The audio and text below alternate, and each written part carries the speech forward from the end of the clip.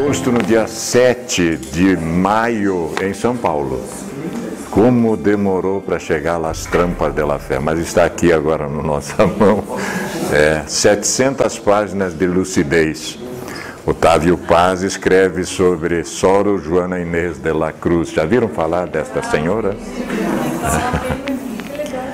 A obra sobrevive graças às interpretações de seus leitores.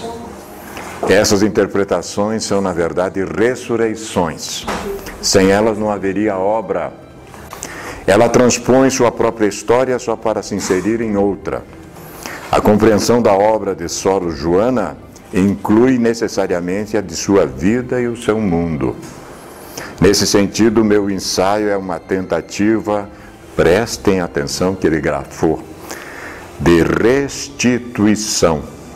Olha o nível intuitivo do nosso querido Vitor Paz.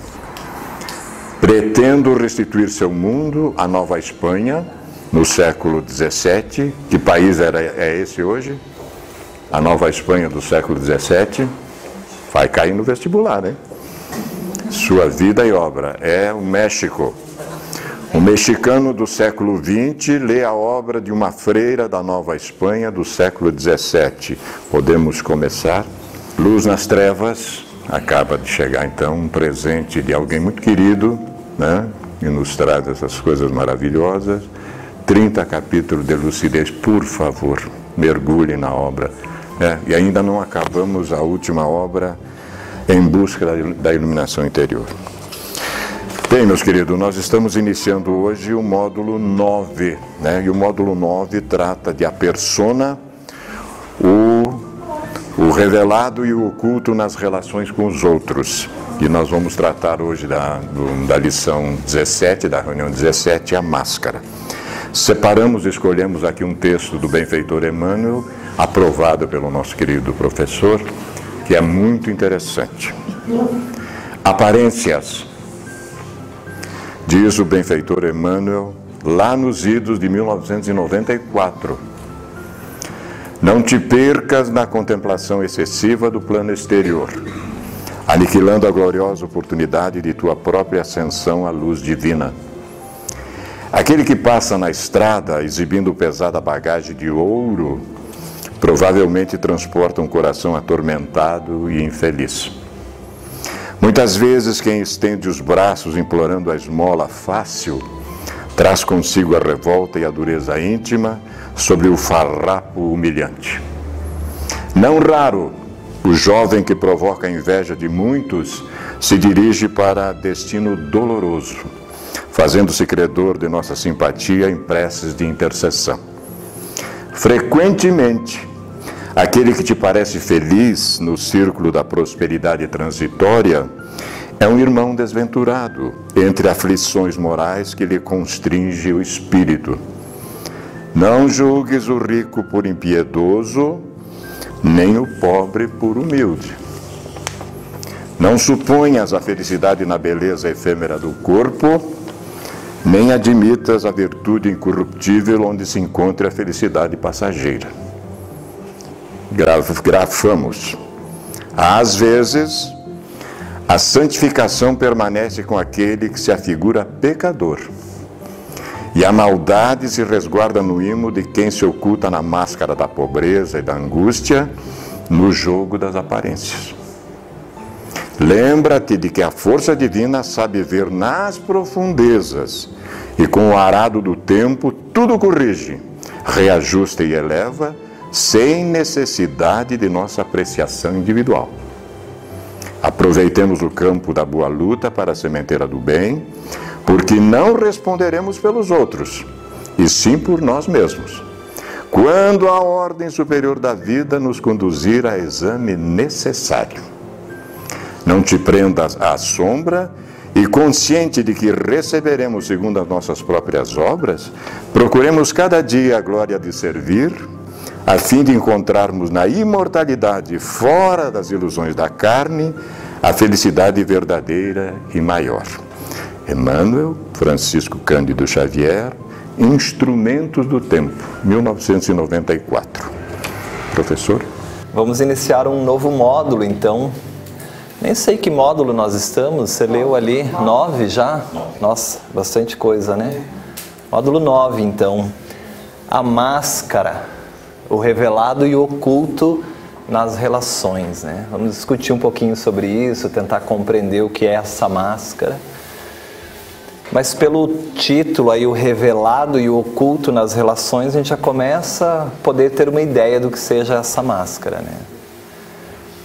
Uma ideia de que talvez a gente tenha alguns conteúdos que não nos agradam, que a gente não gosta muito, e para esconder esses conteúdos, a gente coloca uma máscara bonita, agradável, socialmente aceita, para poder se relacionar com essa sociedade, né?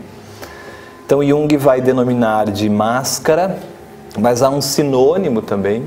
Jung vai chamar de a persona. Estamos falando da mesma coisa, né? A máscara ou a persona, como uma face social que nós temos. Vamos pensar assim. É uma personalidade social, né? Então, se a gente pudesse definir o que é máscara e o que é persona, para começar aqui as nossas reflexões, nós poderíamos trazer para vocês que é uma face social que o indivíduo apresenta ao mundo. E nem sempre essa face social corresponde ao que eu sou, não é verdade? Concordam? Ou vocês se apresentam ao mundo exatamente como vocês são, com os desejos que vocês têm, com os instintos que vocês têm. A gente não dá vazão a tudo que tem dentro de nós, senão seria um caos, né? Já pensou? Seríamos aceitos, né? Então é uma face social que o indivíduo apresenta ao mundo, uma espécie de máscara projetada por um lado, né? Para que se cria essa máscara? Para fazer uma impressão definitiva sobre os outros. Então eu crio uma máscara para as pessoas acharem que eu realmente sou aquilo, criar uma impressão definitiva sobre os outros. E por outro lado, para tentar dissimular, esconder, disfarçar quem eu realmente sou. Ou seja, a minha verdadeira natureza, a verdadeira natureza do indivíduo, né? Então a persona é um mecanismo egóico do ego se relacionar com o mundo exterior, né? Lembram da instância ego? O ego como um coordenador, um gestor da consciência. E este ego, ao relacionar-se com o mundo externo, utiliza-se da persona para agradar aos outros. Porque o ego, em agradando aos outros, se sente quisto, amado, pertencente ao grupo. E isso para o ego é uma maravilha. Porque todo ego tem uma profunda necessidade de ser amado, de ser elogiado, de pertencer a algum grupo, de ser aceito a algum grupo, né? Então o ego se sente bem quando, ao vestir a persona e se relacionar com essa sociedade, ela é aceita por essa sociedade, perfeito? Mas a persona ou a máscara, ela atende às necessidades do ego. Você consegue entender isso? É uma necessidade do ego. Um ego preocupado com os outros, um ego preocupado com o exterior, um ego voltado para fora de si, um ego que está mais ligado ao exterior do que ao interior, que está mais preocupado em parecer ser para os outros do que realmente ser o que é, que está mais preocupado com, se eu manifestar isso, o que vão pensar de mim, do que realmente cultivar o sentimento e a emoção do que eu sou. Então é uma característica que para Jung é determinada como uma fragilidade psicológica. A gente vai entender melhor isso ao longo aqui das nossas conversas, né? A gente vai ver em que momento a máscara deixa de ser boa, ou até que momento a máscara é adequada, e quando ela começa a se tornar uma fragilidade psicológica e algo que atrapalha especialmente o nosso autoconhecimento, né? Então essa máscara são atitudes que nós assumimos para atender o mundo externo. Porque, voltando nessa imagem aqui anterior, as fotinhos que você vê dos seus amigos no Facebook, por exemplo, ou no Instagram, por exemplo, como esses exemplos que nós trouxemos, você acredita que realmente aquilo ali é tudo a realidade do que esse seu amigo é? Tá, não vamos jogar para o outro, vamos pegar para nós. O nosso Facebook, ele traduz o que nós verdadeiramente somos? Aquele momento em que você está sozinho, que você se sente abandonado, que você está triste e que você posta aquela foto para todo mundo pensar que você está por cima da carne seca, feliz, com um monte de gente do teu lado, sorrindo e que você não tem problemas. Então essas características, essa maneira de o ego se relacionar com o mundo exterior para aparentar ser algo que realmente a gente não é o que Jung denomina ou define aí como essa máscara ou a persona, perfeito? Então a ideia hoje é nós refletirmos um pouco sobre como a gente constrói essas máscaras, essas personas na nossa vida, né? Como que isso vai se construindo, como que a gente foi colocando essas máscaras, apertando elas no nosso rosto, a ponto de às vezes essas máscaras estarem tão enraizadas em nós que é difícil a gente tirar, que é difícil até eu perceber que eu não sou a máscara, porque o ego está numa ilusão tão grande que ele acredita ser a própria máscara que ele criou, né? E aí a gente começa a entrar para a fragilidade psicológica, porque atrapalha a individuação, o autoconhecimento, como o Jung vai definir, né? Então, para a gente refletir um pouquinho sobre esses papéis sociais, na verdade, porque a máscara é essa face social, né? Esses papéis sociais que nós temos, e principalmente o que as pessoas esperam de nós com esses papéis sociais. Porque a persona é um relacionamento para o outro, né? A gente está falando de uma maneira de agir em função do que o outro espera da gente, e não do que a gente realmente quer, do que a gente realmente sente, né? Tudo bem? Essa reflexão inicial aí começa a dar uma noção do que a gente está falando, e já fica o convite, né, para a gente pensar.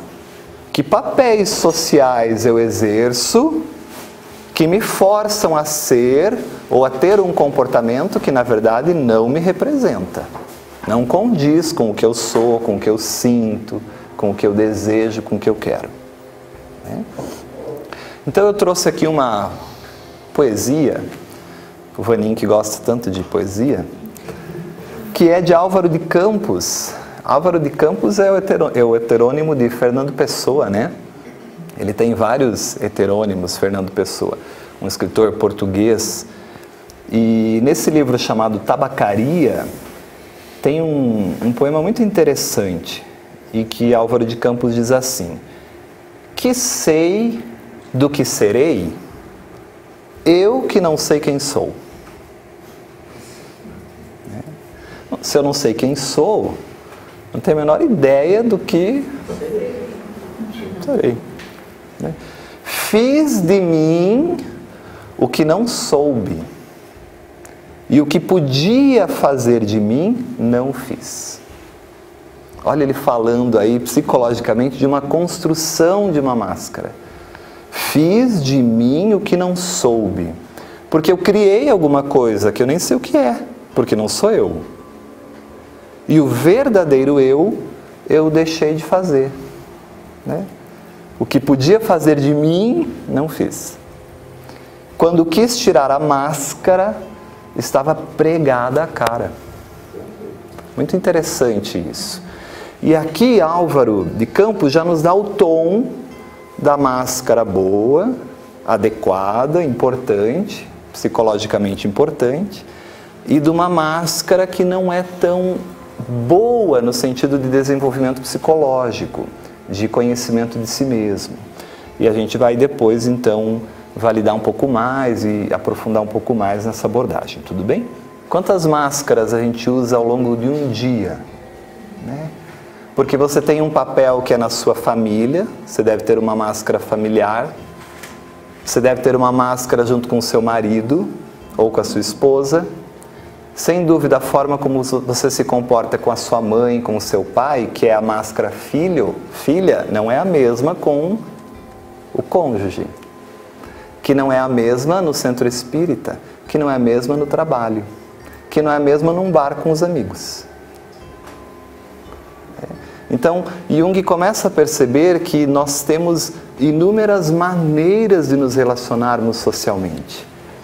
Essa multiplicidade que existe no interior, que nós estudamos, os complexos, o conteúdo da sombra, Jung percebe que também o ego, ao se relacionar com o mundo externo, adequa, molda a sua personalidade com o objetivo de agradar, de pertencer, de ser inserido àquele grupo, né?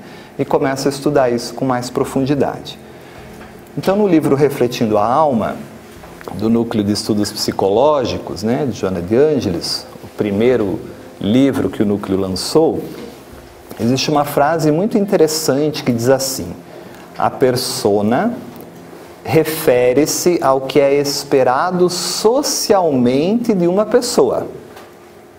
O que é esperado socialmente de uma pessoa. Você é filho único. O que é esperado de um filho único? Você é o filho mais velho. O que se espera do filho mais velho? Ou você é a 7ª menina de um casal que sempre quis um menino. E o menino só veio na 8ª tentativa. Ou seja, você não é nada, né? Você só é mais uma menina, você só é mais uma tentativa de ter um menino. E a 7ª ainda, porque é só na 8ª que conseguiu ter um menino.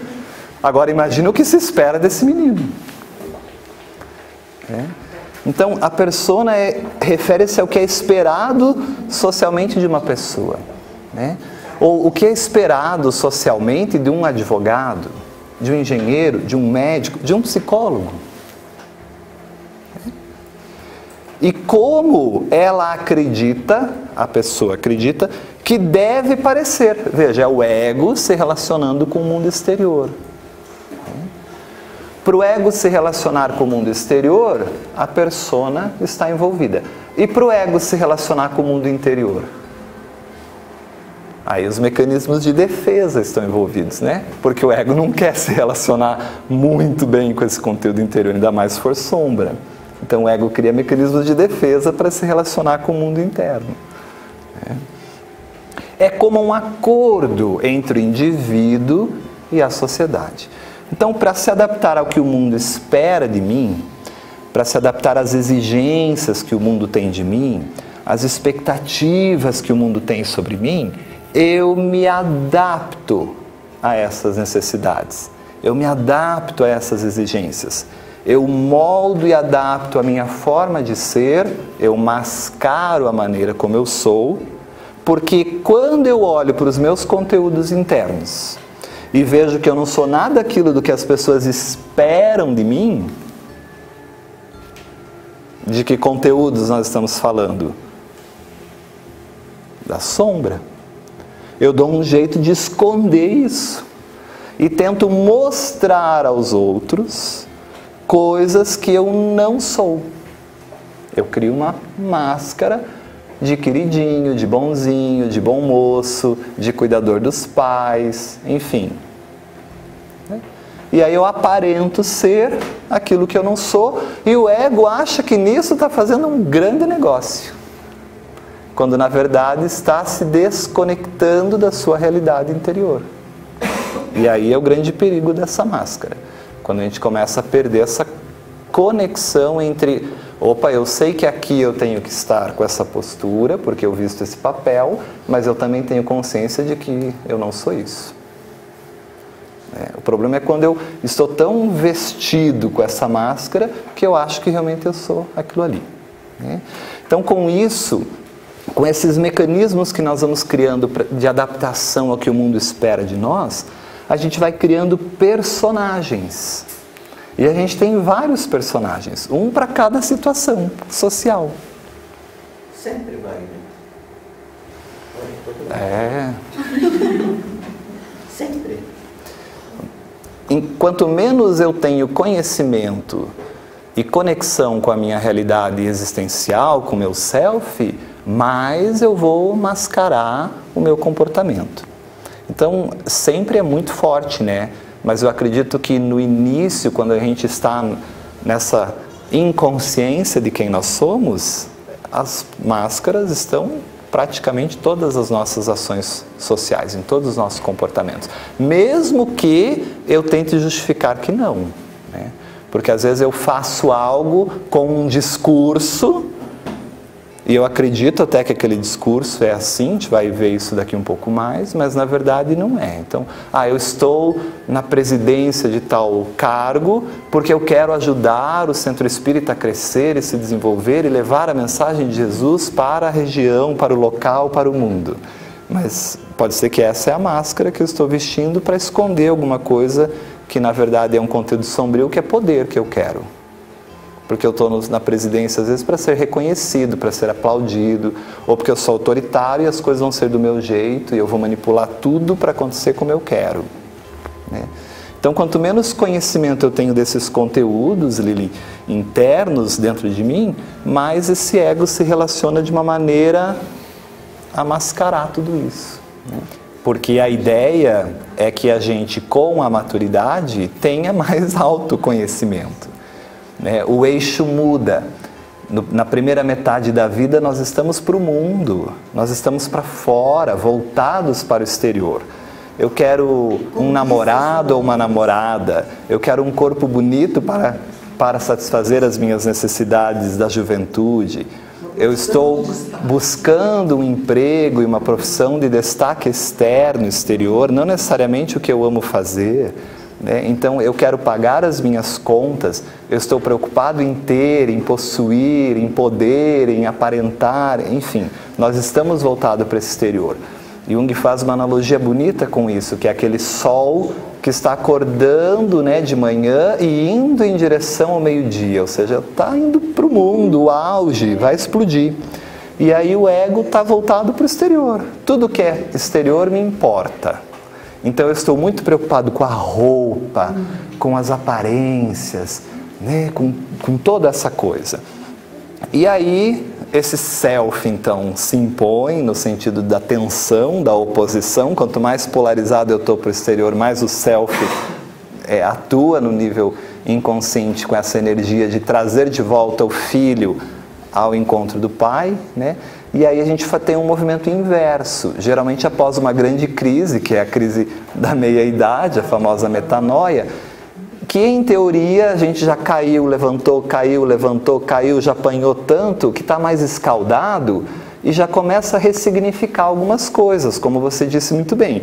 Isso aqui que eu dava tanta importância, hoje eu já vejo que não é tudo isso. Hoje eu já percebo que isso aqui é mais interessante para mim, que eu me sinto mais feliz e mais pleno com essa realidade, não com essa. Eu já trabalhei minha vida mesmo toda, já não fiquei rico mesmo, então deixa para lá, vou buscar outras coisas. E a gente começa a perceber, ressignificando esses conceitos que eram ilusões do ego, que a vida também tem um outro colorido, tem outras vontades e outros aspectos a serem vividos que não só essa busca para o exterior. Então Jung vai dizer que aí é o voltar-se para si. Então o sol sai do meio-dia e começa agora a ir para o pôr do sol, né? No sentido de voltar-se para o interior da casa mesmo, interior da casa psicológica. E aí a gente vai tendo menos máscaras, pelo menos deveríamos, se a gente está nesse processo de autoconhecimento. Existem vivências que você diz, nossa, mas aquilo era tão importante. Sim. E assim, E isso depende da fase da vida, do contexto do que nós estamos vivenciando. E mesmo na nossa maturidade, na nossa velhice, as situações são únicas, né? Porque pode aparecer lá complexos que antes não havia, não, quer dizer, que sempre estava ali, mas que não apareceram. Assim como na adolescência, complexos típicos da adolescência, enfim, cada fase com as suas características. E, por exemplo, às vezes aquele temor da morte que eu nunca tive, pode ir lá na idade mais adulta, na idade mais senil, surgir e vir esse complexo, né? E eu que nunca tive medo de morte, agora começo a ter uma agonia, uma angústia em relação à morte, né? Então, sem dúvida, as máscaras, elas vão se refazendo a cada momento, dependendo das nossas necessidades, mas fundamentalmente, se é uma característica de relacionamento do ego com o mundo exterior, vai depender muito da maturidade do ego. Um ego mais maduro, no sentido de que se relaciona com o seu mundo íntimo, que tem um eixo ego-self estabelecido, como nós estudamos, é um ego que tende a usar menos máscaras, que é mais autêntico. Autêntico não no sentido de ser mal educado, só assim mesmo e pronto. Autêntico no sentido de que ele expressa suas vontades, seus desejos, busca pela vida aquilo que ele gosta, aquilo que ele espera, que ele almeja, seus ideais existenciais, e não aquilo que a sociedade lhe diz, lhe impõe, né? Porque muitas vezes a gente pode buscar, por exemplo, uma profissão, não porque eu gosto, mas porque eu tenho uma necessidade de satisfação exterior, de alguém da minha família, de algo da minha família que exige aquilo. E eu posso atender a essa expectativa, mas eu estou desconectado da minha realidade maior. Por isso que muitas pessoas se graduam e são péssimos profissionais, porque não gostam daquilo que fazem, né? Quantas pessoas a gente vê que se graduam nesse símbolo, né? Então entrega o diploma para o pai, para a mãe, para quem esperava aquilo e diz, agora eu vou ser feliz, vou fazer o que eu quero, né? Então essas são as mudanças que que vai acontecendo na vida, né? Tudo bem, pessoal? No livro Tipos Psicológicos, Jung tem uma frase bem interessante aqui para a gente discutir também. Ele diz assim, com a identificação, prestem bem atenção, com a identificação, com a atitude do momento. O que é a atitude do momento? O que o mundo exige, o que é esperado. Quais são as atitudes do momento na nossa época? O que o mundo exige e espera de nós, agora aqui, nessa época que nós estamos vivendo, né? Na contemporaneidade? Será que eram as mesmas exigências e o que se esperava 10 séculos atrás? Veja que as personas também vão variando de acordo com a época, de acordo com a cultura, de acordo com as necessidades do ego se sentir inserido no mundo, né? Quais são as necessidades, o que se espera e o mundo exige nesse mundo virtual que a gente vive também? Quanto a gente molda o nosso comportamento para aparentar algo, né? Mas fazendo isso, Jung vai dizer, a pessoa engana, e olha que lindo que ele diz, no mínimo aos outros. Porque isso não é o mais importante. Enganar aos outros é o mínimo que pode acontecer nesse mecanismo. Mas, sobretudo, o que é mais significativo, vai dizer Jung, a pessoa engana a si mesmo. E aí está o grande problema. Porque aí eu estou enganando a minha essência, a minha realidade, ao que eu espero, aos meus objetivos e anseios de vida, às minhas filosofias e ideologias, ao que eu acredito como finalidade existencial, né? Então, sobretudo, engana a si mesmo sobre o seu verdadeiro caráter. Porque eu não sou aquilo que eu mostrei. Aquilo é um personagem criado para as pessoas acharem que eu sou aquilo. Veste uma máscara que sabe corresponder, por um lado, às suas intenções e, por outro lado, às exigências e opiniões do meio. Essa máscara, diz Jung, eu a denomino de persona, como se designava as máscaras dos antigos atores, né? Então, quando a pessoa, sobretudo, engana a si mesmo, você está fazendo aquilo, você está fazendo um movimento ou uma interpretação para com que as pessoas acreditem que você é aquilo. E você vai acreditar que as pessoas acreditam que você é aquilo. E às vezes eu posso entrar nessa loucura a ponto de achar que eu realmente sou aquilo, quando eu não sou. Né? E por que ele diz aqui as minhas intenções? Né? Corresponde por um lado às suas intenções. Porque quando eu finjo comportamento, quando eu mascaro o meu comportamento, eu tenho uma intenção com aquilo. O ego não faz isso à toa. Por que você mascara o seu comportamento? Porque você tem a intenção de ser aceito. Porque você tem a intenção de fazer as pessoas pensarem que você sendo daquele jeito, você é melhor, mais interessante para aquele grupo. Ou até fazer as pessoas acreditarem que você é daquele jeito mesmo. Né? Quando você conhece alguém no início do relacionamento, como era a personagem que essa pessoa interpretava? Que não era ela. Às vezes essa interpretação dura longos meses, mas uma hora termina, porque ninguém consegue suportar algo que realmente não é. Chega uma hora que o príncipe vira sapo, não é? Isso que a gente está falando só de máscara. Imagine quando entrar em projeções inconscientes ainda, que daí a Adri vai discutir isso com a gente lá em relacionamentos. Né? Tudo que eu projeto e espero de alguém que não é nada da pessoa, que é tudo meu, são minhas necessidades, e que a vida vai frustrando uma a uma, né? Para eu cair nessa realidade. Então Jung vai dizer, eu a denomino de persona, como se designava as máscaras dos antigos atores, porque se nós buscarmos aí na história, em especial a história grega, Jung, um profundo pesquisador de várias culturas, de vários aspectos da vida, incluindo a história, né? Ele se utiliza da história do teatro grego.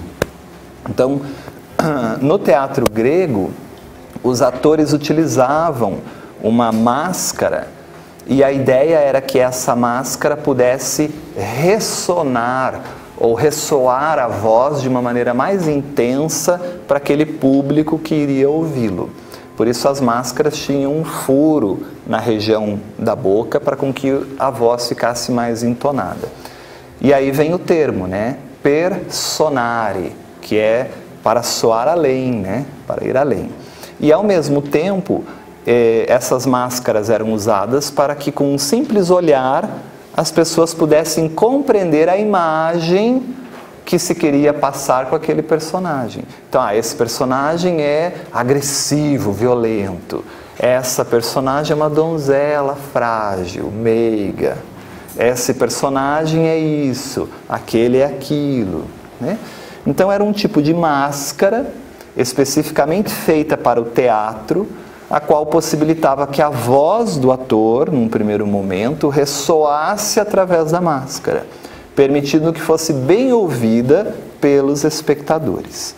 E aí vem a palavra, personare, que significa para soar através de. Né? Jung, estudando isso, utiliza esse termo, até porque a máscara também servia para dar ao ator a aparência e a expressão que o papel de cada um deles exigia e iria exprimir. Então a gente sabia quem era o mocinho, quem era o vilão, quem era o bandido, quem era a moça desprotegida, quem era o guerreiro destemido, só olhando na máscara. Né? Daí também deriva a palavra personalidade, tem o mesmo radical. Né? Então a persona é o parecer ser, ou parecer ter, é parecer, aparentar, dar a impressão que eu sou, mas que na verdade não sou. Né? Então a persona é um complicado sistema de relação entre a consciência individual e a sociedade.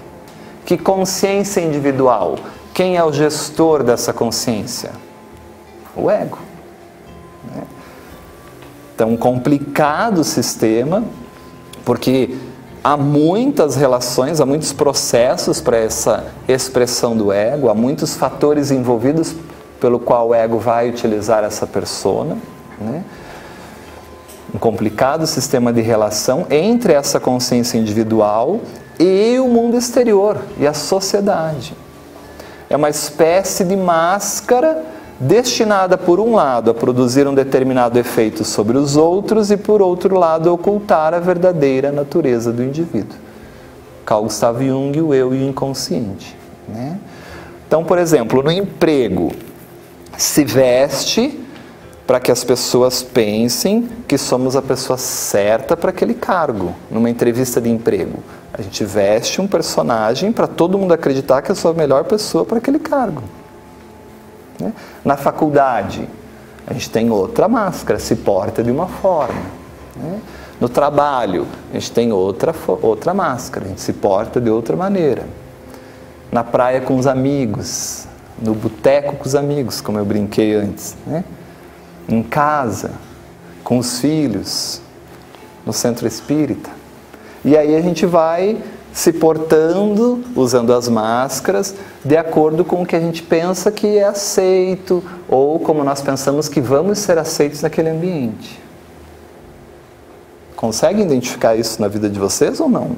E o grande risco está onde? Não está em vestir a máscara. O grande risco está em a gente se esquecer quem a gente é. O grande risco está a gente esquecer daquilo que realmente eu gosto e eu deixo de fazer para agradar os outros. Se perder de si mesmo. Se perder de si mesmo. Essa é a fragilidade psicológica que a máscara pode causar, que é uma desconexão do eixo. É um ego voltado só para o exterior que não consegue mais se conectar com a sua realidade. Então é o parecer ter, né? Parecer é ter o aspecto de, a aparência de, dar a impressão de. Perfeito? Vamos pensar assim, que momento eu posso ser autêntico? Quais momentos da minha vida em 24 horas eu posso ser autêntico? Será que é só o momento que eu estou sozinho no banheiro? Será que eu sou? Então está tendo algum problema aí, né? Então a gente vai discutir isso. E aí, começando então a responder a sua pergunta, o problema não está em ter máscara. Não tem problema nenhum. Nós vestimos várias máscaras e é natural, nós temos que fazer isso. Senão as relações sociais seriam um caos. A gente não conseguiria se relacionar. Exatamente. Então, o problema não está em ter máscara. A gente vai entender isso. Pois a máscara é necessária às relações sociais. Mas sim em se identificar com a máscara, acreditando ser o que não se é. Oi, Lenita. Acreditando que você é só isso, mas não. Isso. Perfeito. O problema maior é viver tudo isso de forma inconsciente. Perfeito. Já vamos chegar nisso aí também. É esse aspecto. É isso aí. Então a gente cria uma certeza de que nós somos isso. Esse é o problema que Jung nos chama a atenção. Criar a certeza de que eu sou isso que eu construí, de que eu sou essa personagem. E esse é o maior desastre em termos de transformação moral. Porque eu estou inconsciente do processo. Exatamente, Lenita. Eu estou tão iludido num aspecto egóico, tão lateralizado, tão polarizado, cindido psicologicamente, que eu vou ter consequências graves, né? Principalmente num movimento do self de me trazer de volta para esse equilíbrio, para esse relacionamento com a minha essência maior. Então o problema está, repito, em a gente acreditar que é essa pessoa que a gente criou, essa máscara, né? Que eu fingi ser aquilo, né? E aí a gente cria uma certeza de que nós somos aquilo, a gente tem convicção de que aquilo é exatamente o meu comportamento, e aí eu corro o risco realmente de achar que eu não tenho raiva, que eu não sou agressivo, de que eu perdoo as pessoas, porque essa é a máscara que eu vou vestindo e isso vai causando alguns problemas para nós. Então, por exemplo, se a gente tivesse alguém aqui e uma pessoa aqui no nosso estudo e essa pessoa começasse a me xingar, levantar e começasse a me xingar, né? Um exemplo, né? Aí eu vou vestir uma máscara bem bonita, vou olhar para o Vaninho Eu vou dizer assim, meu irmão Vanim, por favor, retire essa irmã que está descontrolada do nosso ambiente. Converse com ela um pouco ali fora, ou com ele, né? Mas por dentro a minha vontade é desganar a pessoa. Por dentro isso tocou em mim, eu estou com uma raiva, uma agressividade e eu não expresso isso. Porque se eu expressar essa agressividade, o que vão pensar de mim? Afinal é o Wagner, coordenador do estudo de série psicológica. E o que se espera de um coordenador de um estudo de série psicológica? Estão entendendo o que eu quero dizer? Assim como o que se espera de um psicólogo, por exemplo. Então, o psicólogo não pode se descontrolar, né? Enfim. Mas isso é agressividade. E aí eu vou vestir a máscara. Então, eu estou mostrando ser uma pessoa controlada. Eu estou mostrando ser, mas na verdade eu não sou essa pessoa controlada. E vocês podem até achar que eu sou. Nossa, você viu a maneira como ele lidou com a situação? Que controle, que autocontrole. Sim, a máscara foi muito bem vestida, né? Tem problema nisso? Tem problema? Nenhum, né? Como seria a nossa vida social se a gente não tivesse, como diz ali o texto, essa capacidade de se mascarar? A máscara é necessária às relações sociais.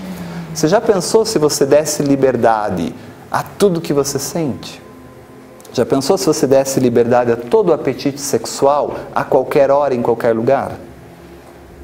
Porque vai me dizer que você não tem apetite sexual. Daí a gente vai trabalhar que você está reprimindo isso, está no Conto de Sombrio, né? Já pensou se a gente falasse tudo que vem à mente? Acordar de manhã para ir num seminário espírita é bom? Depende, para mim é horroroso, eu odeio acordar de manhã, não funciono de manhã. O Vanim me acorda às 5 da manhã, às vezes com as mensagens, tenho vontade de explodir ele. Mas o que a gente faz? A gente veste a máscara, né? Então, a primeira sensação que nos vem é esses instintos, esses impulsos, tudo isso que está em nós. Mas aí o que a gente faz quando tudo isso aflora a consciência? A consciência intervém e a gente começa a refletir.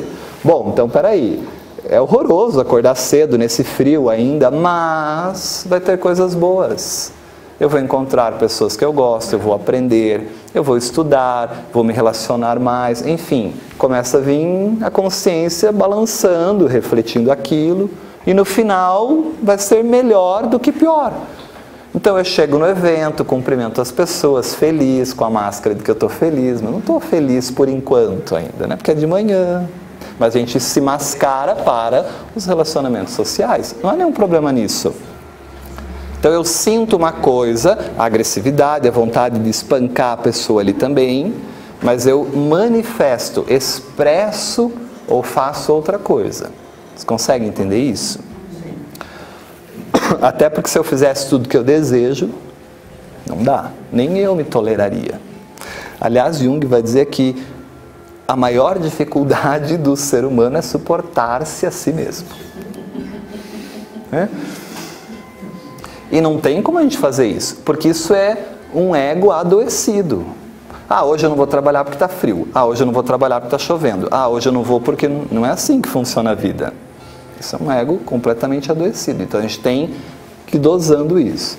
Então o problema está em eu, Wagner, achar que eu sou essa pessoa controlada. Essa pessoa que não tem agressividade dentro de mim. Esse é o problema. Porque é uma catástrofe, porque eu vou achar que eu já evoluí. Eu já vou achar que eu estou sentado à direita de Deus. Quando na verdade eu não tenho isso ainda em mim. Então, para Jung, individuação é a retomada, ou a busca, na verdade, de quem nós verdadeiramente somos. E quem nós verdadeiramente somos não é o comportamento mascarado que a gente usa, né? Então, é sermos o original, não a cópia. Essa é a ideia. Nós nascemos originais, nós nascemos um self, mas nós morremos cópias, porque a gente vai agradando aos outros, vestindo as máscaras, e esse é um grande problema, né? Então, nós estamos tão apegados a máscara que a gente veste na profissão, e não tem nenhum problema vestir isso, precisa para os relacionamentos na profissão. Mas a gente está tão apegado a essa máscara que eu acredito que eu sou aquilo. Eu acredito que eu sou o Wagner, sei lá, advogado, dentista, engenheiro. E quando eu me aposento, eu não sei mais o que fazer da minha vida. Porque eu estou totalmente identificado à minha máscara profissional. E aí eu surto. Ou eu estou tão identificado à minha máscara mãe, que eu não sei o que fazer da minha vida quando os meus filhos começam a sair de casa. Eu esqueci de viver outras coisas na minha vida. Eu só vivi uma personagem. E a vida não é isso. Só isso. Começa a entender os aspectos? Começam a entender isso? Né?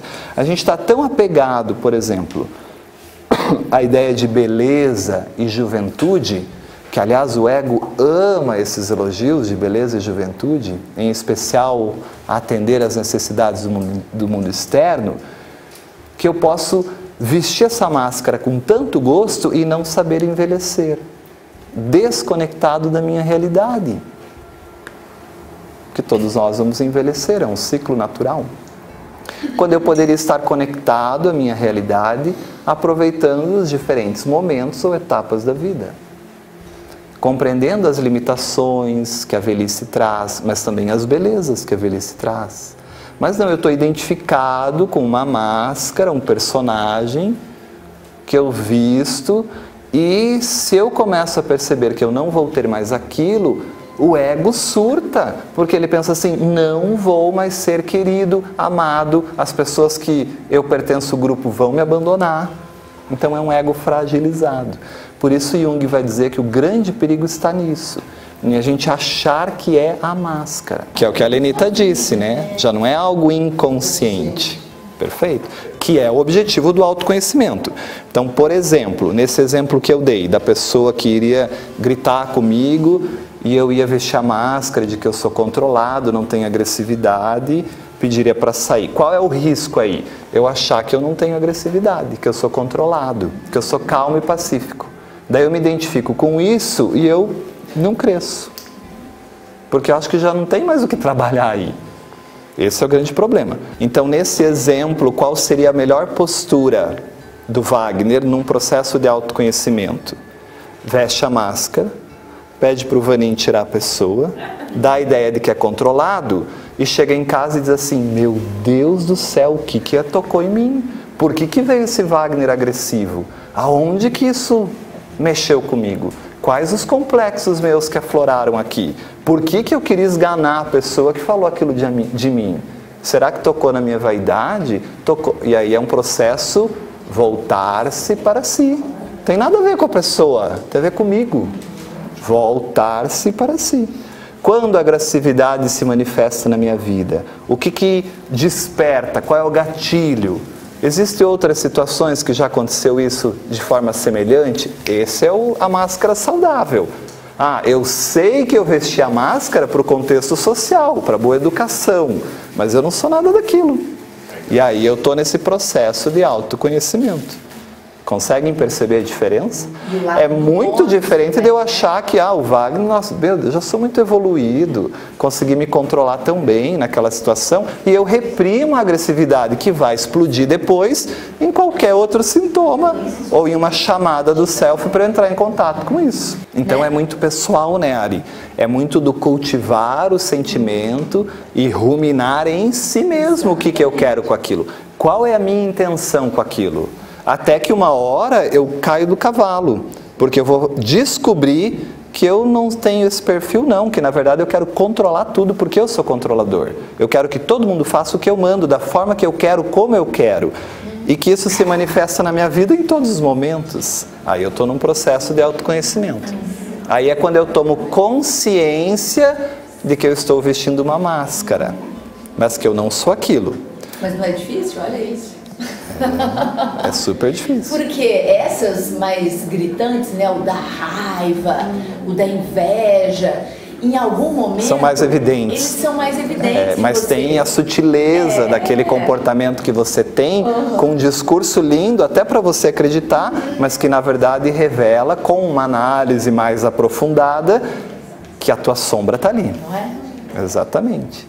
E aí é o grande ponto do autoconhecimento, né? E isso não é fácil. Isso é um processo de contemplação, uma atitude meditativa mesmo, contemplativa, de cultivo desses sentimentos, né? Vigiar. Perfeito. Como o processo de autoconhecimento é igual aquela música The Scientist, do Coldplay, né? Tem uma frase que eles dizem assim: ninguém disse que seria fácil, mas também ninguém disse que seria tão difícil, né? Então vamos voltar para o começo, vamos fazer de novo, vamos para o ciclo, é uma jornada, não tem fim. Não tem fim. Né? É a jornada do herói. E a cada momento descobrindo e percebendo algumas coisas, né? E a cada encarnação uma coleção diferente de máscara. Você é submetido a uma nova cultura, um novo... Fase, Não, mas eu estou falando assim, você reencarna numa outra cultura. Né? Que talvez você vai... tipos de máscara. Exato, então, que antes você não tinha. A reencarnação, ela é propiciadora. Porque aqueles conteúdos te permitem acessar outras coisas, outras experiências. Por isso que é uma grande escola. Maravilha. Então agora a gente vai lá para aquela região culturalmente mais favorável para acessar esses conteúdos da tua sombra. Muito bem, James Hollis, A Passagem do Meio. Esse livro é muito interessante também. E James Hollis tem uma frase muito legal aí, sobre isso que a gente está discutindo, né? Embora a persona seja uma superfície comum necessária com o mundo exterior, olha o que ele está dizendo, é necessário. Tudo bem, não tem problema. Agora, não imagine que você é só isso na sua vida, né? Temos a tendência não apenas de confundir a persona das outras pessoas com a verdade interior delas. Então, a persona que o Wagner vestiu de queridinho, controlado, sem raiva, vocês acreditam que eu sou. Mas eu não sou. É isso que ele está dizendo. Temos a tendência não apenas de confundir a persona das outras pessoas, o que elas nos mostram, com a sua verdade interior, a gente acha que a pessoa é daquele jeito mesmo, mas também achar que nós também somos os nossos papéis. Então a gente se identifica com esses papéis que a gente assume na vida e aí vai se desidentificando da nossa realidade. Então tudo bem, você é mãe, mas você não é só mãe. Você é pai, mas você não é só pai. Aliás, quem é meu pai, quem é minha mãe, quem são meus irmãos, Jesus já dava esse ensinamento, né? Abandona essas ilusões egóicas aí, né? Quantos de nós, quando perguntados sobre quem somos, tendemos a responder que somos o engenheiro fulano, o advogado ciclano? Nos identificamos tanto com uma persona específica, uma faceta de nós mesmos, como a nossa profissão, por exemplo, que já não sabemos ser outra coisa. A pessoa ela não tira a máscara, ela sai da profissão, ela continua sendo profissional. Né? E só fala daquilo, e só vive aquilo. Nosso ego se identifica com aquela persona que julga ser a mais bem-sucedida entre todas as outras. Porque aquela que o ego acha que não é tão valorizada, essa aí a gente esquece rapidinho. A gente tem uma tendência a se identificar com a persona que o ego julga ser a mais bem-sucedida entre todas as outras. E a que melhor é aceita pelos outros. Então eu visto a persona de mãe exemplar, que cuido da casa, que dou conta da família, que resolvo tudo, que sou a mulher maravilha e faço tudo, e adoeço, e deprimo, e não sei por quê. Porque eu estou vivendo uma única faceta da minha vida, identificado com uma coisa que todo mundo admira. Olha como ela dá conta de tudo isso, e como ela é perfeita, e como ela faz e dá conta. Ela vai no mercado, ela pega os filhos na escola, ela não sei o que, ela faz isso e faz isso. Dessa maneira, tudo que ameace o papel social é visto como uma ameaça direta à integridade do próprio ego. E aí imagina o ego perceber que tudo aquilo que ele construiu é uma queda muito grande. Quanto mais inflado, identificado com a persona, mais fundo é o buraco, né? Na síndrome do ninho vazio, há uma superidentificação do indivíduo com a persona do papel parental. Eu só sei ser pai. A pessoa está tão identificada ao seu papel de pai ou mãe que se sente sem sentido quando esse papel é ameaçado com a saída dos filhos de casa. O indivíduo usou mal o papel apropriado de pai, mãe e não cultivou um sentimento mais amplo de identidade e competência. O que você é além disso? O que você faz além disso? O que você pode fazer de competências, de desejos, de vontades além disso? Então, às vezes a pessoa não sabe, porque ela viveu a vida toda só fazendo aquilo e quando tiram isso dela, ela não sabe o que fazer. Está identificada com a persona. Isso é um grande problema. E aí, como a Ari disse, onde começa esse processo? Na infância. Nós somos educados para reprimir certos sentimentos, para reprimir certas tendências em detrimento de outras, para mostrar coisas positivas, esconder aquilo que é considerado como negativo para a sociedade. A gente estudou isso, a gente viu isso. Então, tudo isso que é positivo, que a gente foi educado, que dá para mostrar, a gente vai estampar uma vitrine iluminada, bonita aí, para as pessoas verem, que é a nossa máscara, a nossa persona, né? Agora, também te ensinaram que tem coisas que você não pode mostrar, que você tem que esconder. Vocês foram educados assim?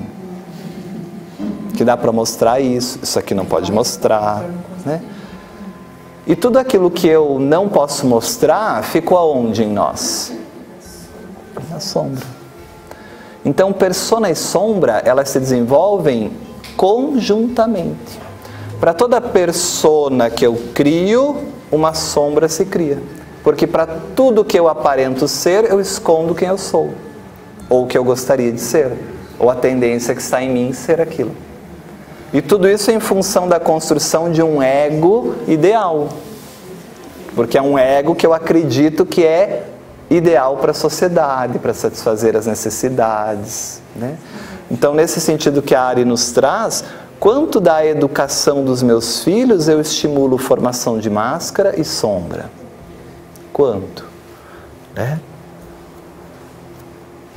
Quando eu digo para o meu filho assim, vamos tirar essa roupa que você derrubou suco, porque o que vão falar de você se ver você com a roupa suja? Mas eu estou preocupado com o que vão falar comigo de mim. Vão falar de mim, isso não importa. É verdade? Então, diante desses olhares das ações de reprovação das pessoas, você foi fazendo coisas e as pessoas te davam aqueles olhares de reprovação, você foi lentamente, você, eu, todos nós somos lentamente escondendo esses comportamentos que são considerados reprováveis pela sociedade. Mas não é porque nós somos escondendo que eles deixaram de existir. E sempre na intenção de que o nosso comportamento fosse aprovado pelos outros. Então, pessoas diferentes, em diferentes famílias, em diferentes culturas, em diferentes locais do planeta, consideram de modo diverso aquilo que pertence ao ego e aquilo que pertence à sombra. O que pode, o que não pode. O que é aceito, o que não é aceito. Então, nós temos um parâmetro, desde pequenininho, a gente tem um parâmetro de que sendo de um jeito, eu vou ser gostado, amado, querido, e que sendo de outro, eu vou ser odiado, afastado, abandonado, excluído. E o ego não suporta isso, porque o ego é carente, ele precisa dessa badulação, né? Então é uma fragilidade emocional, porque nós acreditamos que nós só vamos ter espaço no mundo se a gente conseguir atender aquelas expectativas do mundo. E isso é a maior ilusão que pode existir. Você não tem que viver para atender as expectativas do mundo. Não é essa a função. Então, se a mãe está sobrecarregada, ela tem que trazer isso para a família. Eu não aguento mais. Eu não vou cuidar dos filhos sozinho. Eu não dou conta. Eu não consigo fazer isso, fazer isso, fazer isso, fazer isso. Você vai ter que me ajudar. Porque eu estou pirando. Vocês entendem? Esse é o aspecto. Essa é a ideia. A persona, ela vai sempre ser um objetivo, ou a gente vai construir a persona no sentido de atender a expectativa do outro. Né? Atender a expectativa do que está fora. Né? Para com que eu tenha um espaço no mundo, para que eu possa ser aceito pelo mundo. Porque o ego se percebe que não tem um espaço no mundo, que vai ser rejeitado, enlouquece com isso. E a rejeição é uma dor muito grande para o ego. Nós não conseguimos lidar muito bem com a rejeição. É uma grande ferida narcísica humana. E a gente interpreta mal algumas coisas também, né, Wagner? Porque a gente estuda sobre a autocomiseração, a reclamação, e a gente acha que dizer sobre algo já é reclamar, Isso. né? Então, não posso reclamar, meu Deus, reclamar, eu li lá o quanto... Não, Sim. Esse negócio aí de reclamar não é legal, tal. Só que aí, ao invés de... como que você vai digerir esse assunto? Por exemplo, uma sobrecarga ou uma situação de trabalho que não está ideal para você, sei lá, Sim. qualquer outro. Mas reclamar, não, eu estou aprendendo que reclamação não é legal, tal. Então, Mas porque a sociedade hipócrita tem um discurso de que não pode isso. E porque a gente mal interpreta também. Tô falando de nós espíritas, né? Que a gente fala do coitadinho de mim, a gente tem que lidar com relação à reclamação. Então, a reclamação não é legal. Mas porque é um reclamação não é legal. Mas porque é um mesmo. ensinamento equivocado. Quem disse que nós não podemos reclamar, que nós não podemos expor as nossas feridas, as nossas dores, as nossas angústias, compartilhar com a família aquilo que pesa, aquilo que me dói? É diferente do que de reclamar. Perfeito. Né? É expor-se. Né? Emoção. E aí, o que você faz? Atende a expectativa do outro, ter um espaço no mundo, ser aceito pelo mundo. Então, mas reclamar... O que vão pensar? Ariana, você está reclamando, hein? Não, e vão pensar que eu não estou dando conta. E vão pensar que eu não estou dando conta, que eu não sou uma mãe competente. E aí vem todos os complexos e ativa todos esses conteúdos. Só que naturalmente para toda essa persona, a gente vai ter aqui a sombra. Né? E aí não existe como ser diferente na visão junguiana. Para toda persona formada, se forma em oposição no mesmo momento o conteúdo sombrio. Então, persona e sombra são pares de opostos que se formam simultaneamente. Para todo bonzinho que eu finjo ser, o malzinho que eu sou vai para a sombra. Para todo caridoso que eu finjo ser, o egoísta que eu sou verdadeiramente vai para a sombra. Entendem o que eu estou falando? Então, essa dicotomia é importante. Então, a gente vai ter uma grande vitrine iluminada, repleta daquilo que a gente quer mostrar para as pessoas comprarem a nossa ideia de que eu sou aquilo. E do outro lado, num quarto bem trancadinho, as 7 chaves, que ninguém sabe onde achar, às vezes nem nós mesmos. E o grande desafio da vida está em encontrar as chaves para abrir esse quarto, né? Porque a gente vai trancando com tanto gosto que fica difícil acessar e ver isso aí. E a gente foi acreditando tanto que a gente é essa coisa linda, perfeita, iluminada, pronta, que como é que a gente vai olhar para a podridão que tem em nós, que é o conteúdo sombrio? E quando esse conteúdo sombrio vem, o que o ego faz? Mecanismos de defesa doidados. Porque eu não sou isso aí, é você. Então esse ser dividido, fragmentado, não integrado, que é o pior aspecto possível para nosso autoconhecimento, para nossa individuação. Porque a individuação é o oposto disso. A individuação é a integração dos conteúdos conscientes e inconscientes. É o oposto. Então é ter consciência, é sair do paraíso, do inconsciente, de que está tudo bem. E o self vai primar pela integração desses conteúdos. Nós vimos isso. O self é uma força unificadora. A gente estudou lá em self. O self é a força da totalidade, que vai forçar esses conteúdos para surgirem na consciência, para serem integrados, assimilados, iluminados pelo ego, por mais que a gente lute contra.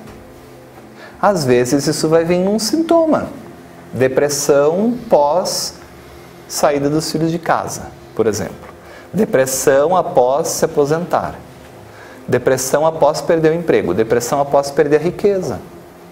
Porque tem gente que está tão vestido na persona de que os seus bens, as suas posses, o seu status é a sua vida, que se perder isso, perde a vida. Não tem sentido mais nenhum. Está totalmente identificado com isso. E o que é a morte, se não um grande convite para a gente largar as personas e se defrontar com o nosso verdadeiro eu? Porque a morte faz isso. Por isso que a gente tem tanto medo de morrer, inconscientemente. Opa, que é isso? Vou ter que defrontar com quem eu sou? Então, todos os conteúdos que não se ajustam a esse todo são negligenciados, são esquecidos, vai dizer Jung. Ou então reprimidos e negados. Isto constitui uma forma de autoeducação que não deixa de ser, porém, demasiado arbitrária e violenta. Olha a crítica que ele faz a esse processo social que a gente vive. E o que a gente foi fazendo ao longo da nossa vida? Que papéis que a gente foi vivenciando, não porque a gente queria, mas porque a gente precisava agradar os outros para se sentir mais amado, mais aceito, mais acolhido, para satisfazer as expectativas de alguém ou do que os outros tinham por nós. Quantas coisas a gente viveu e fez na vida atendendo isso? Essa é a crítica que Jung faz. E isso a vida cobra um preço caro. O self cobra um alto preço para a gente se desidentificar desse encontro com a nossa totalidade. Inevitável, porque o self é integrador. Não é se eu vou acessar, é quando. Porque todos nós vamos. Então, quando esses conteúdos que eu não quero ver vão surgir? De que maneira eles vão surgir? O self cria isso. Então, a construção de uma persona coletivamente adequada significa uma considerável concessão ao mundo exterior. Eu abro mão do que eu realmente gostaria de viver para fazer uma concessão considerável ao mundo exterior. Um verdadeiro autossacrifício. Eu me mutilo, eu mato a minha realidade para viver uma fantasia para agradar os outros. Por isso é um perigo. Então veja, respondendo ao seu questionamento, não há nenhum problema em vestir personas, nenhum, desde que eu tenha consciência. Agora sai o Wagner advogado, engenheiro, psicólogo, professor, pai, e entra o Wagner, ou esse Wagner que eu visto aqui, eu tenho consciência de que eu não sou essa característica, eu não tenho essa característica ainda. Isso aqui que todo mundo acha que eu sou pacífico e paciente, eu não sou. Eu tenho consciência que eu não sou. Eu sei onde dói o meu calo, eu sei onde toca a minha ferida. Esse é o aspecto importante no autoconhecimento. Um verdadeiro autossacrifício, que força o eu a identificar-se com a persona. Então o ego se identifica com aquilo, e aí a máscara para arrancar é aquele símbolo mesmo, vai sangrar, Isso leva certas pessoas a acreditarem que são o que imaginam ser. Então, faz uma lista de importâncias para a tua vida. Faz uma lista assim. O que eu considero importante e fundamental, por exemplo, para a minha saúde? E disso que eu considero importante e fundamental, o que realmente eu faço dessa lista? Porque o que eu gostaria de fazer eu não consigo fazer, porque eu tenho que fazer tudo isso aqui que são os meus papéis sociais. Entendem o que eu estou falando? Faz uma outra lista. O que é importante para a minha espiritualidade? E o que eu faço dessa lista? E o que eu não consigo fazer em função dos papéis sociais que eu tenho que desempenhar? E na profissão? Como eu atuo, como eu ajo, como eu apresento, não tem nenhum problema. Mas eu tenho que fazer o caminho inverso. Como eu realmente sou? Eu sou isso aqui? Esse é o aspecto que a gente tem que refletir. Quanto da nossa vida foge às nossas reais necessidades, aos nossos reais desejos, para agradar aos outros? Quanto eu deixo de fazer das coisas que eu gosto para agradar aos outros? Quando e onde eu me permito ser eu mesmo? Em que situações? Sem nenhuma dessas exigências do mundo exterior. Pense quem que você é sem nenhum desses papéis. Se não existisse o fulano advogado, se não existisse o fulano isso, se não existisse o fulano pai, se não existisse a fulana mãe, se não existisse a fulana filha, se não existisse esses papéis que você ocupa, quem você seria? Essa é a proposta de Jung por autoconhecimento. E se der um medo e você não saber quem você é sem nenhum desses papéis, essa é a sensação quando você desencarnar. Porque a desencarnação vai te tirar de todos os papéis do mundo. E vai te dizer quem você é, te confrontar com a tua realidade. E agora? Então essa é a proposta que Jung nos apresenta nesse autoconhecimento. O quanto desses papéis sociais que eu vivo, eu estou identificado com eles. E se eu tirar tudo isso, o que sobra na minha vida? Não, tudo bem. Se tirar a mãe, vai sobrar isso aqui, isso aqui, isso aqui ainda eu gosto, eu tenho motivação para viver, mesmo sem o papel que eu cumpri até agora de mãe. Vocês entendem? Essa é a ideia. Quais outras coisas motivam e dão sentido para a minha vida? Lista de importâncias em minha vida. Lista de importâncias. E Joana de Ângeles é clara. Ela vai dizer no homem integral. O autoconhecimento faz com que lentamente, gente, lentamente, significa que é muito lento mesmo. Às vezes não é, e a gente acha que é numa existência. Esse é o problema do ego. O ego quer as coisas assim, ó, para ontem, resolver, imediato. Lentamente sejam retiradas as máscaras da conveniência e das aparências sociais. Faz uma reflexão, tarefa de casa. Quais máscaras Jesus vestia? Se é que as vestia. Jesus era autêntico? Como ele se manifestava e se expressava nas diferentes situações? Tenta fazer essa analogia, essa correlação, né? Tenta estudar o Cristo no sentido da postura. Será que ele agia para agradar as pessoas? Será que ele agia para agradar os outros? Vou dar uma dica, né? Ele foi num templo e mandou todo mundo sair de lá, porque estavam fazendo comércio no templo. Então, esse autoconhecimento faz com que a gente vá gradativamente tirando isso. Ó. Conveniência e aparências sociais, do agradável estatuído, né? Aquela conveniência social de que isso pode, é agradável, isso não pode. Né? Do conforme desejado, para que a legítima identidade apareça. A legítima identidade. E o homem se torne o que realmente é, sendo cada vez mais autêntico. Necessidades que o ego cria e acredita que é necessário, mas que na verdade são ilusões. Para toda máscara que a gente cria, como nós trabalhamos, existe uma vida particular que ninguém sabe, que é a minha sombra.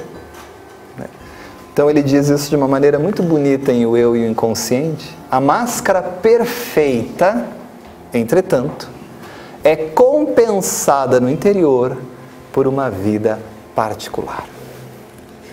Eu posso vestir a máscara de pureza, mas a minha vida particular é de um pervertido sexual.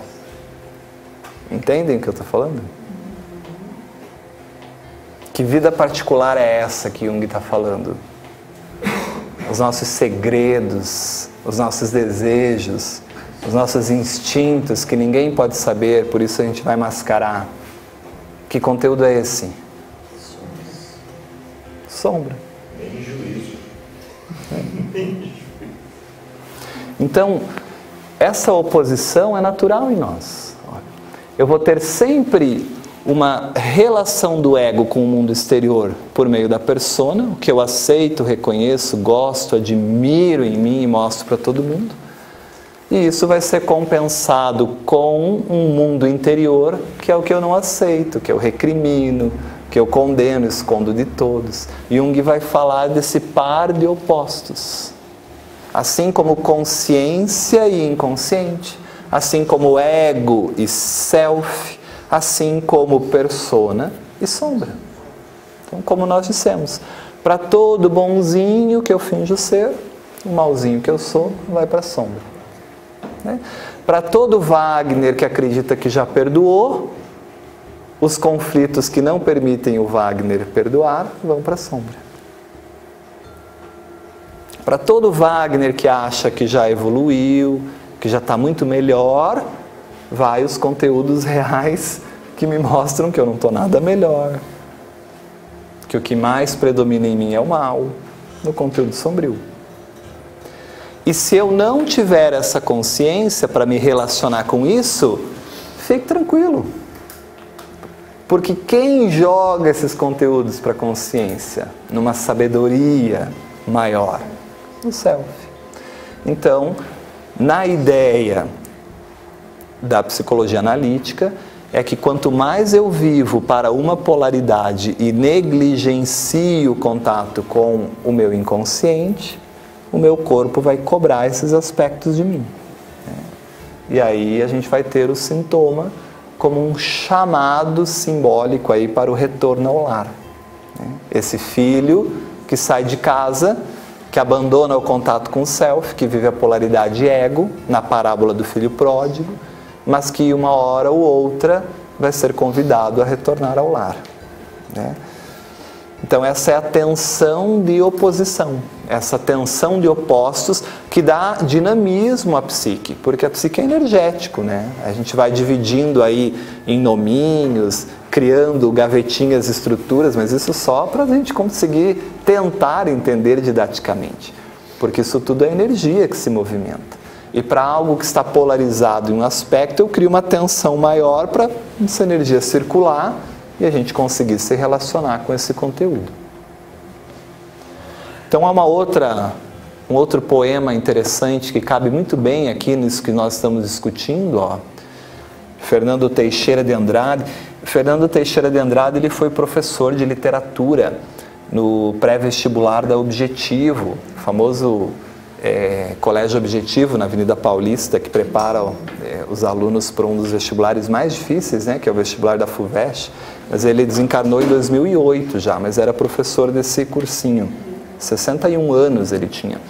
E ele tem um poema interessante. Há um tempo em que é preciso abandonar as roupas usadas, que já têm a forma do nosso corpo, e esquecer os nossos caminhos que nos levam sempre aos mesmos lugares.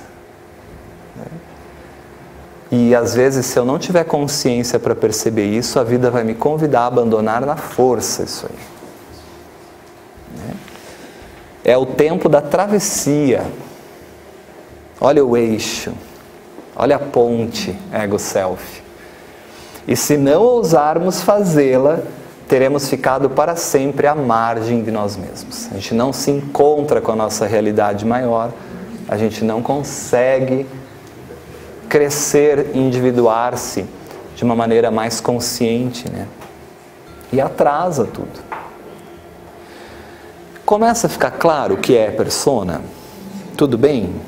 Que agora a gente vai apertar um pouquinho. Porque agora a gente vai trazer de novo a sombra. A gente vai ver como a persona e a sombra se relacionam. E aí é isso que a Ari já tocou aqui no assunto.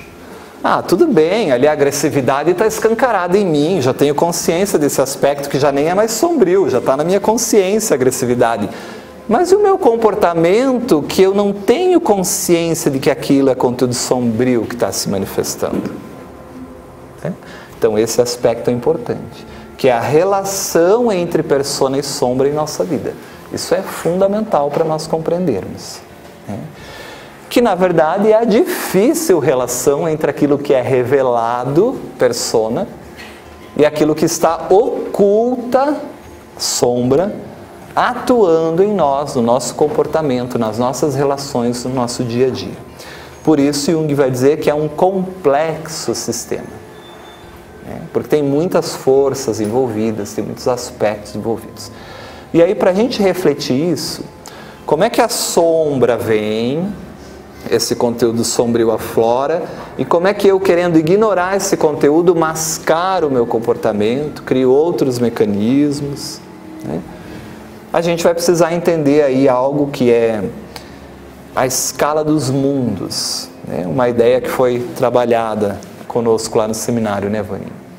E na escala dos mundos, todo mundo conhece a escala dos mundos, trazida por Allan Kardec em o livro Evangelho segundo o Espiritismo, capítulo Há Muitas Moradas na Casa de Meu Pai. Lá ele vai trabalhar a escala dos mundos, a destinação desses mundos e principalmente a qualificação desses mundos, né? E aí Kardec vai estabelecer de uma maneira didática, dizendo que não há como nós estabelecermos características precisas, mas de forma geral é possível, assim como a escala dos espíritos, em mundos primitivos, que são destinados às primeiras encarnações da alma humana. Imagine o princípio inteligente que acabou de se tornar espírito e vai encarnar pela primeira vez. Então ele vai num mundo primitivo. É mais bicho do que gente, né? É mais animal do que gente, porque ele passou quanto tempo no princípio inteligente, trazendo todo o cérebro que foi trabalhado lá pelo réptil, lembra? Pelo mamífero posteriormente, né? Todas aquelas camadas cerebrais. Ele é mais praticamente instinto do que qualquer outra coisa. A influência da matéria é gigante. Então a gente vive para quê nesses mundos? A gente vive para contemplar a espiritualidade? A gente vive para sobreviver, para comer, para se reproduzir, para dormir. É caçar, matar ou morrer. E fugir. A gente vive só para as questões instintivas. Então o nosso livre-arbítrio, como a gente acabou de ser criado, é muito limitado. A gente pode escolher, mas a gente vai quase que no automático. É quase que um automatismo. Da mesma maneira que nós criamos nossos filhos nos primeiros momentos da vida. É meio que no automático. São os pais que organizam tudo. Então ali a gente está mais subordinado aos espíritos que coordenam esse aspecto, ao Cristo daquele mundo que coordena a evolução daquele aspecto e ao Criador, obviamente. Mas a gente não deixa nosso filho fazer tudo o que ele quer. Você deixa seu filho fazer tudo o que ele quer? Porque ele ainda não tem condições de avaliar as coisas, de compreender o que pode, o que é adequado, que caminhos vão levar ele para um comportamento mais adequado no sentido ético-moral. Então a gente controla as ações, coordena o que ele pode e não pode, até que ele tenha consciência para decidir por si mesmo. Então, da mesma forma, os espíritos que habitam esses mundos são assim, né? Há uma limitação do que podem fazer, é um livre-arbítrio limitado. Há a influência gigante da matéria sobre o espírito, praticamente um predomínio dos instintos, é o cérebro réptil aí, acabou de sair do princípio inteligente e eu vivo para isso. Então eu vivo para reproduzir, eu vivo para me alimentar, eu vivo para dormir, satisfazer as necessidades corporais, né? E aí passam os dias, né? E assim passam os dias no mundo primitivo.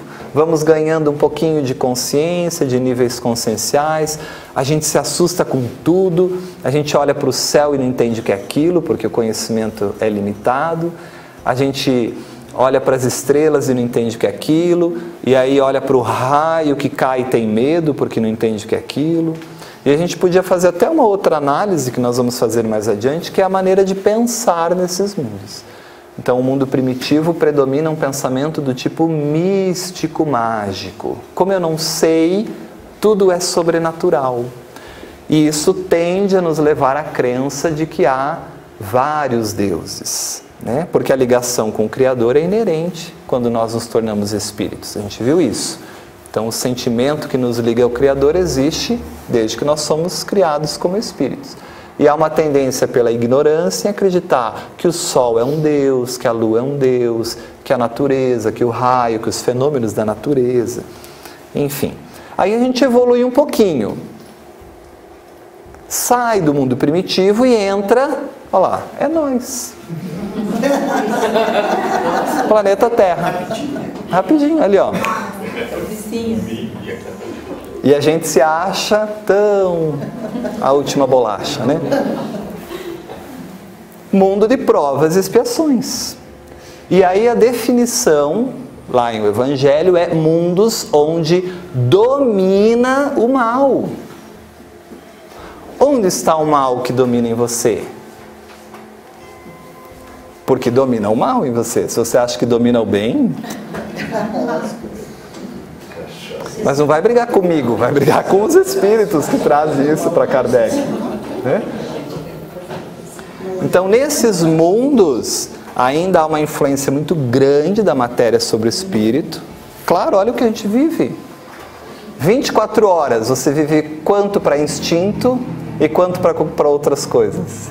Quanto para ter. Olha o tempo que a gente perde comendo, dormindo, fazendo as necessidades corporais. E quando está alimentado e sem sono, buscando a satisfação dos instintos. Poder, desejo, sexo. A gente ainda vive, por isso que saiu do mundo primitivo, provas e expiações está meio ali também, né? Não é muita coisa. Então a gente tem um predomínio dos instintos e das sensações. As sensações nada mais são do que corrompidas pelos instintos, influenciadas pelos instintos. A minha sensação, ela vai ser buscada para satisfazer os meus instintos. Então eu busco o desejo sexual, vou ter aquela sensação, mas uma necessidade de satisfação instintiva ainda, né? É um cérebro réptil e mamífero, lembram? Começa a expressar o sentimento. Nós já temos algumas expressões maiores aí de sensações, de sentimentos, mas ainda muito corrompidas pelos instintos que predominam. Afinal, o mal predomina. O mal predomina. Isso acelerou um pouquinho ainda, porque nós recebemos migrações que quiseram avançar. Exato. Nesse período já. A gente era o pessoal de fora, ainda réptil. Você casa com alguém porque você ama a pessoa? Porque você é bom? Então por que você não casa com um mendigo na rua? Nossa, coitadinho, vamos dar uma vida melhor para ele. Não, você casa por interesse pessoal. Vou casar com essa pessoa porque vai ser bom para mim. Aqui. É tudo para mim. É egoísmo. O mal predomina na gente. Então, um pouquinho mais para frente, no mesmo capítulo 3, no item 7, os espíritos vão dizer assim: mundo de provas e expiações, pois bem, figure-se a Terra como um subúrbio. um hospital, uma penitenciária, um sítio malsão. E ela é simultaneamente tudo isso. Ele está fazendo um panorama do que é o planeta Terra. Gente, nós somos a escória. Quem está no presídio? Como a gente trata quem está no presídio? A gente não projeta a sombra nossa naquelas pessoas e para não resolver os nossos problemas a gente tenta matar quem está lá, eliminar e não ter que pensar naquilo e deixar lá sem resolver porque a gente não dá conta disso que está em nós? É isso que os Espíritos estão dizendo que é a Terra. É muito pequena a evolução, né? É muito pequena. E quantos milhares e milhares de anos e de existências no mundo primitivo, com todos esses instintos, melhorou um pouquinho, vem para o mundo de provas e expiações, isso não deixa de existir do dia para a noite, não é mágica. É lentamente que o processo vai acontecendo. É igual aquele balde de água suja que vai pingando uma gotinha de água limpa. É muito lento para purificar tudo aquilo. E faz com que nos leve de novo na aquisição das virtudes, porque se a gente for pensar nas máculas, esqueci o que eu ia falar. Foi tomada pelo complexo aí. Não tem problema, depois você lembra, você volta. Muita emoção. Então, esse aspecto que o Espírito nos traz aqui eu acho muito interessante, porque é o que nós somos mesmo, viu, pessoal? A gente rejeita o criminoso porque a gente se vê nele. O hospital aqui que ele está dizendo, a gente tem que entender o contexto histórico, tá? O hospital psiquiátrico, que era um local de praticamente você condenar a pessoa a uma vida, um depósito, né? Então esse discurso que nós temos, eu não sei quando ele surge, de que a gente é bom, de que a gente é puro, de que a gente não tem desejos. Esse discurso hipócrita que existe na sociedade, que eu não... para esconder as nossas fragilidades, na verdade, né? Então, o que a gente vai fazer para esconder esse mal? E a gente já estudou isso, né? Quando a gente falou de sombra, a gente estudou isso. Para esconder esse mal, a gente faz o quê? O que o ego faz? Máscara, né? E o mal não reconhecido em mim, que é sombra, eu projeto fora de mim. O mal não está em mim, está no criminoso, está no político, está ali, está lá, né? Então nós vivemos aqui, no mundo de provas e expiações, no mundo que predomina o mal, e esse mal que predomina em mim é bom? É gostoso? É agradável? É uma delícia perceber, Wagner, como você é mentiroso, Wagner, como você é ladrão, como você é corrupto, como você é promíscuo, como você é vulgar. É gostoso? Imagina o ego olhando para tudo isso e pensando, ninguém vai me amar, não vou casar se eu mostrar isso, vou ficar para titio. E a sociedade diz que ficar para titio ou para titia não é legal. Isso, tem mais essa. É? Então eu vou querer fazer o que com todo esse mal que está em mim? Vou esconder, vou mascarar. Vou mascarar externamente, vou esconder na sombra. Então, Joana de Ângeles vai dizer assim, nós somos isso, mas a gente não quer ser isso e finge ser uma coisa que nós não somos, num discurso hipócrita. E aí ela vai dizer assim, persiste no espírito humano a tendência para o mal. Pronto, matou a charada, ela não está criando nada novo, ela está trazendo o que Kardec já trouxe o Evangelho. Mundo de provas e expiações predomina o mal. Achar que nós não somos maus é conversa para boi dormir, é enganar-se a si mesmo.